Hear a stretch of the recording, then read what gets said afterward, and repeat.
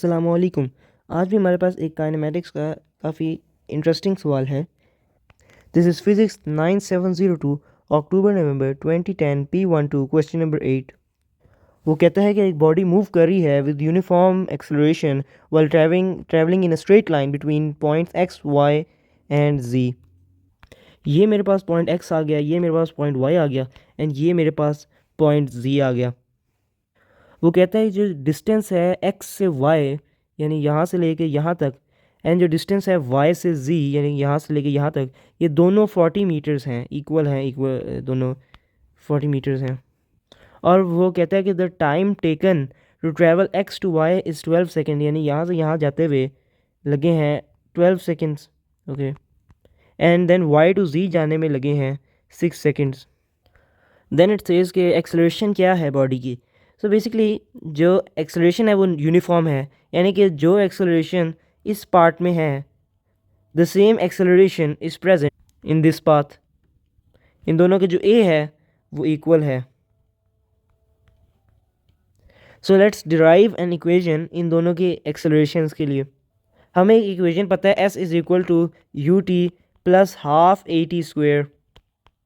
जो जो उसने वेरिएबल्स मुझे बताए हुए हैं मैं ऊपर से इस यहाँ से क्वेश्चन से देख के नीचे लिख लेता हूँ। अब दोनों तरफ जो ये दोनों इक्वेशंस हैं, ये वाली एक ये है और एक ये है, दोनों जो सिनेरियोज हैं इन दोनों के अंदर एक्सेलरेशन तो कांस्टेंट है। दोनों के मुझे टाइम भी बताए हुए हैं यहाँ पे, दोनों की एस यानी डिस्प्लेसमेंट भी मुझे पता है। लेकिन एक चीज़ मिसिंग है जो कि यू की वैल्यू है। सो अगर देखा जाए तो यू जो इनिशियली यहाँ पे होगा, जो यू यहाँ पे होगा वो सेम यू होगा। अगर मैं इस फर्स्ट 40 मीटर्स को देख रहा हूँ तो जो इसका यू है वही टोटल जर्नी को, अगर मैं देखूँ इस सारी जर्नी को विच इज़ टोटल 80 मीटर्स, तो उसका यू भी वही यही वाला सेम यू होगा। क्योंकि उसने कहीं जिक्र नहीं किया कि जो कार है, जो ऑब्जेक्ट मूव कर रहा है वो कहीं पे रुकता है, सिर्फ वो उसने बताया कि कांस्टेंट एक्सेलरेशन से ट्रैवल कर ही जा रहा है। अगर मैं सिर्फ इस पार्ट को लूँगा जो ये जिसको अब मैं जो है सर्कल कर रहा हूँ, अगर इस पाथ को लूँगा तो यहाँ